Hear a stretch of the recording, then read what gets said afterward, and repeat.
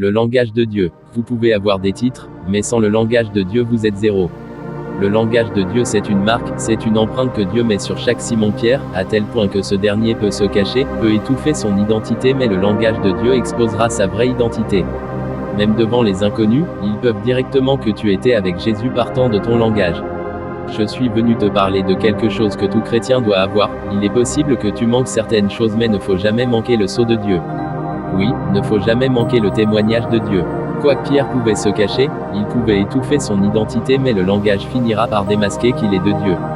Dans Matthieu 26 verset 69 nous voyons comment Pierre, malgré son refus d'accepter son identité par peur d'être crucifié avec Jésus, va catégoriquement nier qu'il connaissait Jésus. 62. Alors le grand prêtre se leva et demanda à Jésus, « Tu n'as rien à répondre au témoignage qu'on vient de porter contre toi. » 69. Pendant ce temps, Pierre était resté assis dehors, dans la cour intérieure. Une servante s'approcha de lui et dit, « Toi aussi, tu étais avec Jésus le Galiléen. » Malgré l'insistance de la femme, Pierre va continuer dans sa démarche de nier catégoriquement l'allocution de la femme. Le langage de Dieu ne ment jamais, même les morts entendent et comprennent le langage de Dieu. Le cas de notre frère Lazare doit interpeller un enfant de Dieu ce matin. Pierre ne pouvait pas effacer l'influence de Jésus, le sceau de Dieu dans sa vie. 73. Peu après, ceux qui étaient là s'approchèrent et dirent à Pierre, « Vraiment, toi aussi tu es de ces gens-là, ta façon de parler le montre bien. Hier j'étais dans une banque de mon pays et au moment où je m'étais assis dans mon siège, une sœur est venue vers moi me demander un service, de lui donner mon chargeur pour qu'elle charge son téléphone. Au bout de quelque temps, nous avons commencé à échanger avec la sœur. 1 heure plus tard elle va me poser une question à la manière de Pierre, « Tu es un pasteur ?» J'étais étonné du fait, je ne m'étais pas présenté comme tel, je causais comme toute personne lambda, mais elle a encore insisté en me posant cette question. Et je lui dirai, comment vous connaissez que je suis un pasteur? Elle va rétorquer avec une question, comment on a reconnu Pierre qu'il était disciple de Dieu? C'est de là que le côté langage de Dieu entre en action.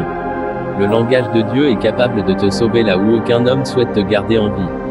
Lorsque le roi s'était décidé de jeter les 3 jeunes dans la fournaise ardente, quelque temps après avoir observé que les jeunes gens étaient toujours vivants, il y a eu un langage de Dieu qui a parlé plus fort que les supplications que Shadrach, Meshach devraient faire au roi pour se pardonner. Le langage de Dieu rassure même dans une situation inconfortable. Dieu te dira, je suis avec toi. Cela rassure que tu ne traverses pas seul, que vous n'êtes pas seulement qu'à 3 dans le feu, mais qu'il y a aussi un 4e homme qui est apparu. J'aimerais rassurer un enfant de Dieu ce matin que le 4e homme apparaîtra dans ta vie. Même dans le feu, Dieu viendra confirmer que tu es son serviteur. Ne crains rien, même lorsque le monde ignorera ta présence, le ciel te témoignera que celui-ci est mon fils bien-aimé en qui j'ai mis toute ma confiance. Malgré que d'autres gens bousculaient Jésus, en lui disant, nous étions venus avant toi, nous serons baptisés avant toi, certainement il y a reçu de tels langages de la part des hommes, puisque nous savons tout du fait de se mettre en file comment cela suscite des accrochages, mais le ciel a fini par témoigner Jésus. Le ciel te rendra un témoignage vibrant qui te conduira au palais royal au nom de Jésus.